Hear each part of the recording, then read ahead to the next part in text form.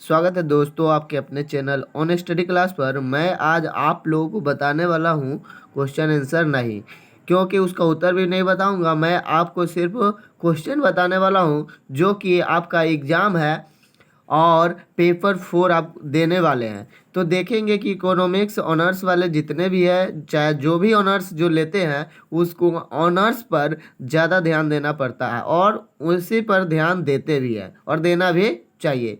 तो जैसा कि आप लोगों का पेपर 4 होने वाला है, पेपर 1 आपका हो गया हुआ है, सॉरी 3 हो चुका है।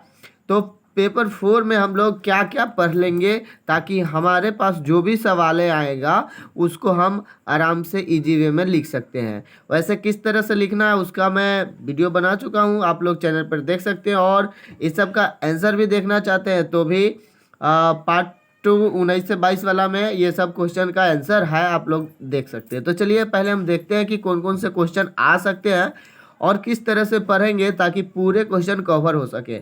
जैसे कि पहला जो है वह लोक अर्थशास्त्र की प्रकृति और महत्व की व्याख्या करें। तो लोक अर्थशास्त्र क्या है, यानी कि जो हम लोग पढ़ने वाले हैं वही चैप्टर मेन है लोक अर्थशास्त्र। तो इसके बारे में अगर आप लोग पढ़ लेते हैं तो उसकी अगर पूरी नॉलेज हो जाते हैं तो आप इस पर आधारित कोई भी क्वेश्चन आता है तो आप उसके बारे में पूरा डिटेल लिख देंगे, आपका अंक कटने वाला नहीं है।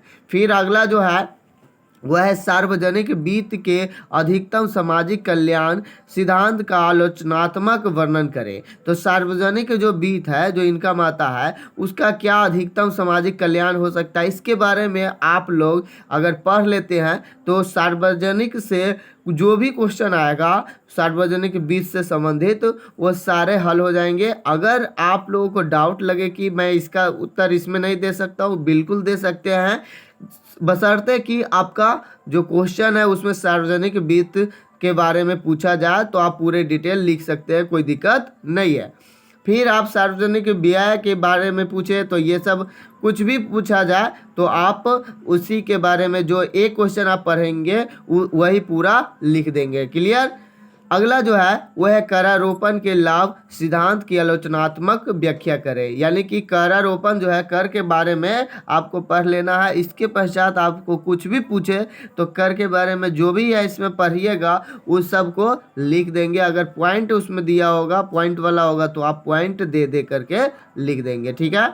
अगला जो क्वेश्चन है वह है भारत में बढ़ते सार्वजनिक ऋण भार के कारण बताएं, इस भार को घटाने के उपाय का उल्लेख करें। देखिए ये क्वेश्चन सब इम्पोर्टेंट है जो मैं बता रहा हूँ आपको। ये क्वेश्चन इसलिए इम्पोर्टेंट है क्योंकि ये आपके सामाजिक विकास या आप जिस परिवेश में रहते हैं उसको विकास के लिए है, इसलिए उसी आधार पर क्वेश्चन दिया भी जाता है ताकि बच्चा इस तरह का क्वेश्चन अगर हल करते हैं, याद करके रखते हैं, तो वह समाज में कुछ जरूर करते हैं होंगे या करेंगे। इसीलिए तो अगला जो सवाल है वह संघ वित्त को परिभाषित करें, संघ वित्त के सिद्धांतों का वर्णन करें। संघ वित्त के बारे में आपको पढ़ लेना है। और अगला है, आप अगर पूरे पढ़ करके जाते हैं तो आप आराम से, आपको बोल दिए हैं कि इससे रिलेटेड कोई भी क्वेश्चन होगा आप पूरे के पूरे यही लिखिएगा। भारत में राजकीय उपक्रमों के लाभ के दृष्टिकोण का वर्णन करना है। फिर अगला जो है वह है बेरोजगारी क्या है। जैसे कि मैं इसका वीडियो कुछ ही दिन पहले बनाया हूँ तो आप लोग उसको भी देख सकते हैं, कोई दिक्कत नहीं है। आप लोग इसके बारे में डिटेल जानते भी होइएगा तो भी आप लोग एक बार ज़रूर पढ़ लेंगे ताकि वहाँ पर आसानी से आराम से लिख सकते हैं। और जो पहले आता है क्वेश्चन अच्छा से उसी को पहले लिखना है।